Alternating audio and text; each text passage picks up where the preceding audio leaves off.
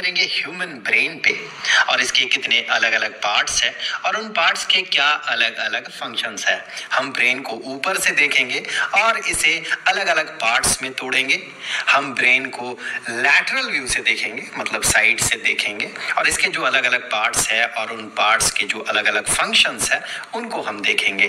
फिर उसके बाद हम ब्रेन को बीच से काट कर इसका जो क्रॉस सेक्शनल व्यू है, जिसे कि सैजिटल सेक्शन भी कहा जाता है, इस सेक्शन में जो अलग अलग पार्ट्स निकल के आएगा उन पार्ट्स का क्या अलग अलग रोल है, इस पे हम बात करेंगे।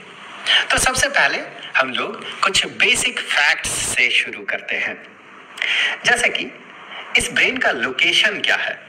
ब्रेन स्कल के अंदर होता है और साथ ही साथ ये स्पाइनल कॉर्ड के ऊपर होता है।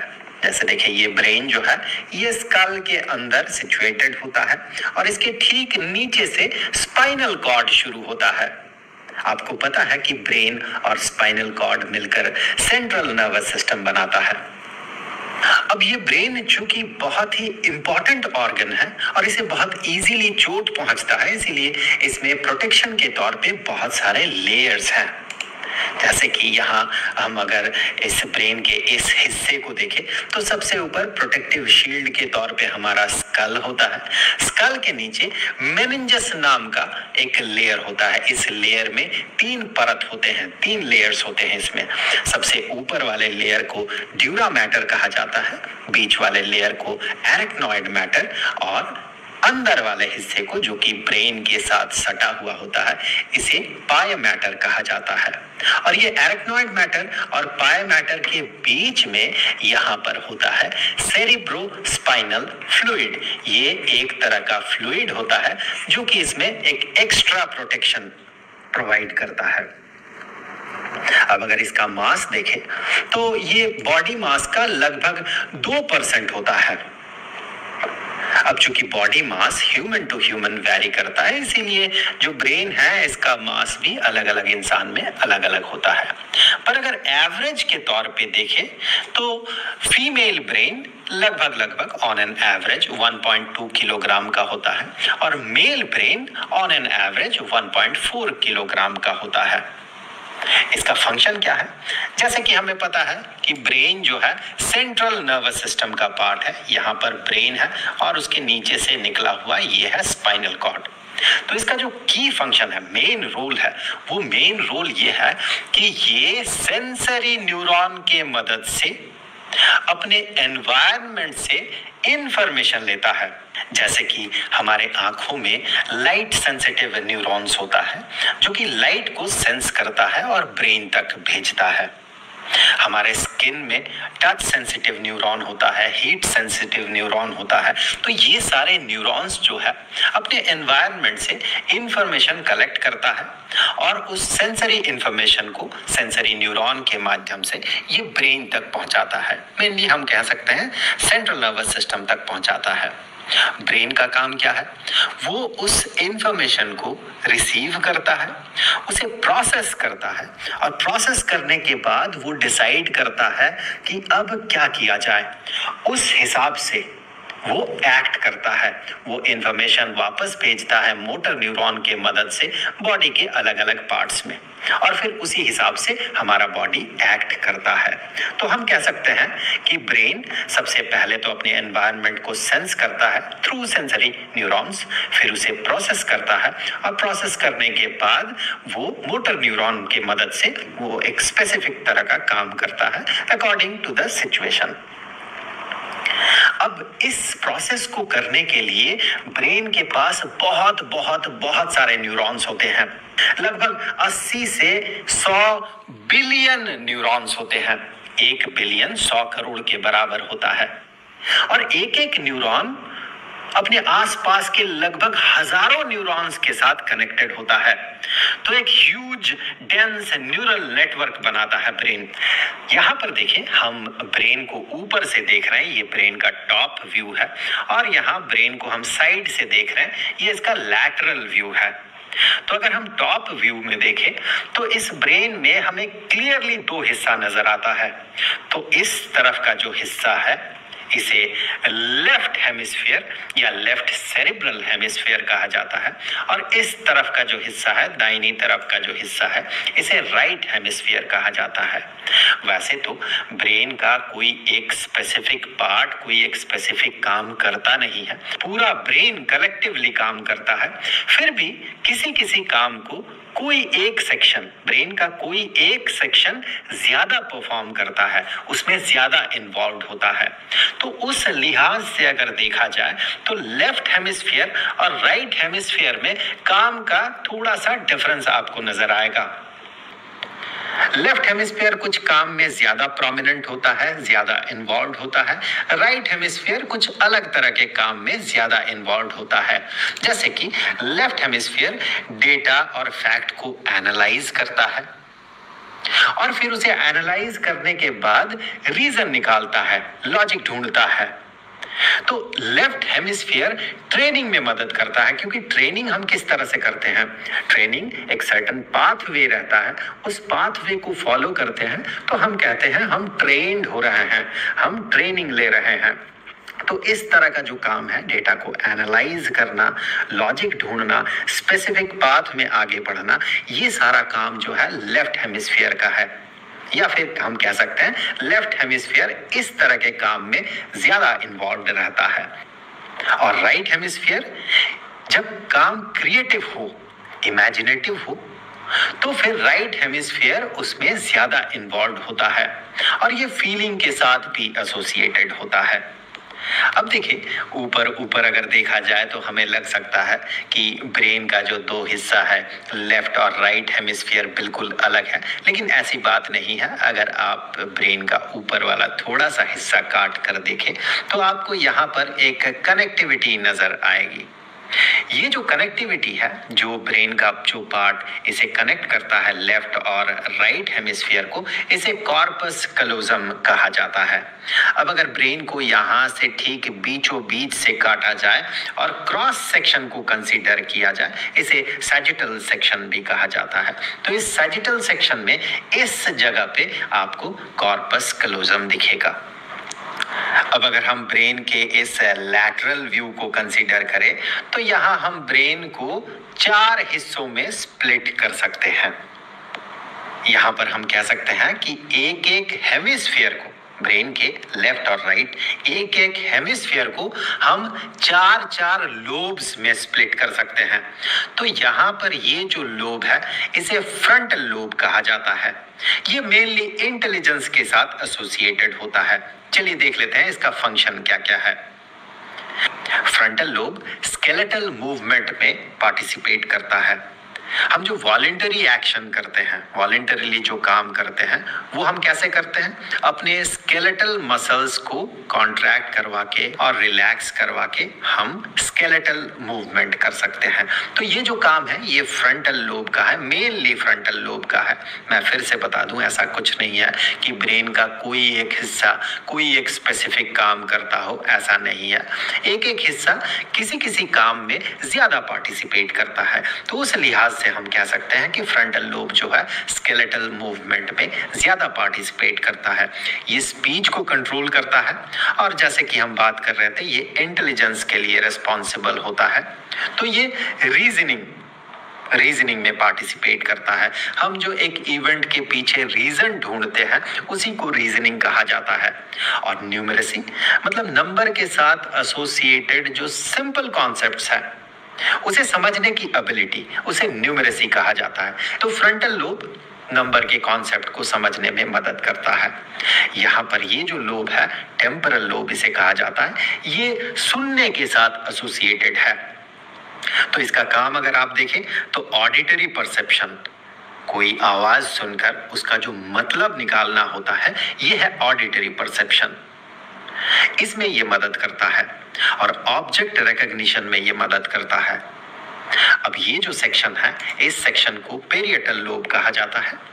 ये टच के सेंसेशन के साथ एसोसिएटेड है। चलिए इसका और भी काम है, वो भी देख लेते हैं। सेंसरी इंफॉर्मेशन, जो अलग अलग सेंसरी न्यूरॉन से आता हुआ सेंसरी इंफॉर्मेशन है, उन सारे सेंसरी इंफॉर्मेशन को ये इंटीग्रेट करता है, जोड़ता है, जोड़ के मतलब निकालता है। और ऑब्वियसली जैसे कि हम बात कर रहे थे, टच का सेंस को ये क्रिएट करता है। ये है ऑक्सीपिटल लोब, ये पीछे वाला हिस्सा है, ये है ऑक्सीपिटल लोब और ये विजन के साथ एसोसिएटेड है। तो इसका काम देखे कैसा है। मोशन परसेप्शन, कोई बॉडी अगर मूव कर रहा हो तो वो कितना तेज है, कितना स्लो है, ये परसेप्शन ये क्रिएट करता है occipital lobe. Visual spatial processing, मतलब हम देखकर अपने आसपास के स्पेस का जो अंदाजा लगाते हैं, इस तरह की प्रोसेसिंग को विजुअल स्पेशियल प्रोसेसिंग कहा जाता है। तो चूंकि ये विजन के साथ एसोसिएटेड है तो visual spatial processing occipital lobe mainly करता है। और ये कलर डिफरेंशिएशन में मदद करता है, मतलब दो अलग अलग कलर्स को डिफरेंशिएट करने में ये मदद करता है। तो इस तरह से हम एक एक हेमिस्फीयर को चार चार लोब्स में स्प्लिट कर सकते हैं और इन लोब्स का ये स्पेसिफिक काम जिस पे अभी हम लोगों ने बात किया। अब इसका जो सैजिटल सेक्शन है, इस सैजिटल सेक्शन में अगर हम जाते हैं तो यहाँ पर हम ब्रेन को 3 हिस्सों में स्प्लिट कर सकते हैं। सबसे बड़ा ये जो येलो कलर से रिप्रेजेंटेड ये हिस्सा है, इसे फोर ब्रेन कहा जाता है। ये बीच वाला जो ब्लू कलर से रिप्रेजेंटेड है, इसे मिड ब्रेन कहा जाता है और ये ग्रीन कलर से जो रिप्रेजेंटेड है, इसे हाइंड ब्रेन कहा जाता है। अब इनका फंक्शन से देख लेते हैं। सबसे पहले फोर ब्रेन को हम यहाँ पर देखें 2 हिस्सों में हमने स्प्लिट किया है। ये जो बाहर वाला हिस्सा है, बड़ा सा हिस्सा है, इसे सेरेब्रम कहा जाता है। इससे पहले जो हम लोगों ने हेमिस्फीयर को लोब्स में स्प्लिट किया था, वो हमने सेरेब्रम को ही 4 अलग अलग लोब्स में स्प्लिट किया था। तो उनका जो फंक्शन है वही सेरेब्रम का भी फंक्शन होगा। तो हम कह सकते हैं वॉलंटरी एक्शन में सेरेब्रम पार्टिसिपेट करता है स्केलेटल मूवमेंट में। ये परसेप्शन क्रिएट करता है, visual perception, auditory perception, touch का सेंसेशन, इस तरह का जो परसेप्शन है इसे सेरेब्रम क्रिएट करता है और सेरेब्रम ही हमारे इंटेलेक्ट के पीछे रिस्पॉन्सिबल है। जो हमारी बुद्धिमत्ता है उसके पीछे सेरेब्रम रिस्पॉन्सिबल है। अब ये जो ऑरेंज कलर से आपको ये सेक्शन दिख रहा है, ये भी फोर ब्रेन का ही पार्ट है, लेकिन यहाँ पर बहुत सारे हिस्से हैं। ये एक स्पेसिफिक हिस्सा नहीं है, इसे हम और भी बहुत सारे पार्ट्स में स्प्लिट करते हैं। जैसे कि आपको पता है ये वाला जो हिस्सा है ये कॉर्पस कैलोजम है, ऊपर वाला हिस्सा, और यहाँ पर अंदर थैलेमस है, हाइपोथैलेमस है, सब थैलेमस है, कुछ ग्लैंड्स हैं जैसे कि पीनियल ग्लैंड है, पिट्यूटरी ग्लैंड है, इस तरह से बहुत सारे पार्ट्स हैं। लेकिन हम 2 मेन पार्ट्स पे बात करेंगे। यहाँ पर है थैलेमस और उसके ठीक नीचे उसी के साथ है हाइपोथैलेमस। तो सबसे पहले देखते हैं थैलेमस का काम। ये स्लीप मतलब नींद इसे कंट्रोल करता है, ये अलर्टनेस को कंट्रोल करता है और ये इंफॉर्मेशन रिले करता है। जो सेरेब्रम का बाहर वाला हिस्सा है जिसे कि सेरेब्रल कॉर्टेक्स कहा जाता है, उस सेरेब्रल कॉर्टेक्स के साथ ब्रेन के अंदर वाले हिस्से के बीच एक कनेक्टिविटी क्रिएट करता है थैलेमस और उन दोनों के बीच इंफॉर्मेशन का रिले करता है, इंफॉर्मेशन कनेक्टिविटी ये क्रिएट करता है।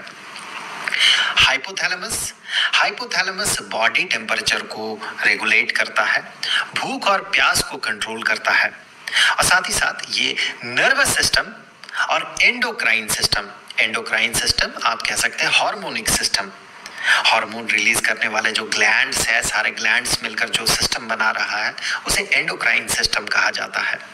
तो ये नर्वस सिस्टम और एंडोक्राइन सिस्टम के बीच एक कनेक्टिविटी क्रिएट करता है।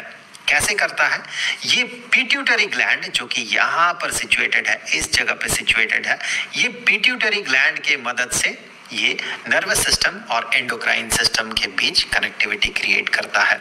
ये पिट्यूटरी ग्लैंड से किसी खास सिचुएशन में किसी खास तरह का हार्मोन को सीक्रेट करवाता है और वही हार्मोन अपने स्पेसिफिक टारगेट में पहुंचता है, एक दूसरे हार्मोनल ग्लैंड तक पहुंचता है और वहां से उस स्पेसिफिक हार्मोन को, उस ग्लैंड के साथ एसोसिएटेड हार्मोन को वहां से रिलीज करवाता है। तो इस तरह से नर्वस सिस्टम और एंडोक्राइन सिस्टम के बीच एक कनेक्टिविटी बनता है। अब चलिए आगे बढ़ते हैं मिड ब्रेन की तरफ। मिड ब्रेन जो है ये हमारे मोटिवेशन के लिए रिस्पॉन्सिबल होता है। ये डोपामिन नाम का एक हार्मोन को रिलीज करता है। यही हार्मोन हमारे मोटिवेशन के पीछे रिस्पॉन्सिबल है। और जब हम मोटिवेटेड होते हैं तो एक खास तरह का काम करते हैं और उस काम को करते करते करते करते हम उसके साथ हैबिचुएटेड हो जाते हैं उस काम के साथ। जैसे कि जब आप मेरे जैसे वीडियो क्रिएटर के वीडियोस को लाइक करते हैं और कमेंट बॉक्स में एनकरेजिंग कमेंट लिखते हैं तो इससे क्रिएटर के दिमाग का जो मिड ब्रेन है वो डोपामिन हार्मोन को रिलीज करवाता है। इससे क्रिएटर मोटिवेटेड रहता है और आगे और भी बेहतरीन वीडियो बनाने की वो कोशिश करता है और इसी कोशिश में धीरे धीरे वो हैबिचुएटेड हो जाता है और ज्यादा से ज्यादा वो इस तरह का काम वो कर पाता है। अब आगे बढ़ते हैं। यहाँ पर हाइंड ब्रेन है। हाइंड ब्रेन को 3 हिस्सों में स्प्लिट किया जा सकता है। यहाँ पर आपको जो हिस्सा दिख रहा है ये हिस्सा है सेरिबेलम। एक बार आप इस तरह से भी देख ले। यहाँ पर ये जो हिस्सा है ये है सेरिबेलम और फिर यहाँ है पॉन्स और यहाँ पर है मेडुला। सबसे पहले जो पॉन्स है उसका काम देख लेते हैं। पॉन्स और मेडुला जो है इनवॉलेंटरी एक्शन में पार्टिसिपेट करता है। जो ऑटोनोमिक नर्वस सिस्टम है उसके माध्यम से जो अपने आप बॉडी में काम चलते रहता है उसको करने में ये पॉन्स और मेडुला मदद करता है। पॉन्स किस तरह का काम करता है देखें, ये रेस्पिरेशन को रेगुलेट करता है, सांस लेना छोड़ना इसे कंट्रोल करता है, निगलने को कंट्रोल करता है, निगलने का जो प्रोसेस है उसे पॉन्स कंट्रोल करता है और यूरिनरी ब्लैडर जो है उसे कंट्रोल करता है, उसके कॉन्ट्रैक्शन को उसके रिलीज को ये कंट्रोल करता है पॉन्स और फेशियल एक्सप्रेशन को कंट्रोल करता है पॉन्स। अब देखते हैं मेडुला। मेडुला वॉमिटिंग को, कफिंग मतलब खांसना, स्नीजिंग मतलब छींकना, इस तरह के काम को कंट्रोल करता है। अब आते हैं सेरिबेलम। सेरिबेलम इमोशन जैसे कि गुस्सा हो गया, डर हो गया, इस तरह के इमोशन को, खुशी हो गई, इस तरह के इमोशन को सेरिबेलम कंट्रोल करता है, उसके एक्सप्रेशन को कंट्रोल करता है सेरिबेलम। अटेंशन को कंट्रोल करता है, अटेंशन को रेगुलेट करता है ये सेरिबेलम। और मोशन के लिए हम जब मोशन में रहते हैं, जैसे मान लीजिए हम अगर चल रहे हैं, हम अगर दौड़ रहे हैं, तो जब हम मोशन में रहते हैं तो बॉडी के अलग अलग पार्ट्स को कोऑर्डिनेट करता है सेरिबेलम। क्योंकि बॉडी के अलग अलग पार्ट्स में कोऑर्डिनेशन नहीं होगा तो हम मोशन में नहीं रह सकते, हम चल नहीं सकते। चलने के लिए बॉडी के जो पैर हैं, पैर को एक कोऑर्डिनेशन में रहना पड़ता है, तब जाके हम चल पाते हैं। हाथ को एक सर्टेन कोऑर्डिनेशन में रहना पड़ता है, तब जाके हम चल सकते हैं, तब जाके हम दौड़ सकते हैं। तो इस तरह का जो बॉडीली कोऑर्डिनेशन है, बॉडी के अलग अलग पार्ट के बीच जो कोऑर्डिनेशन है, जो कि मोशन के लिए जरूरी होता है, तो इस तरह का काम जो है ये सेरिबेलम करता है।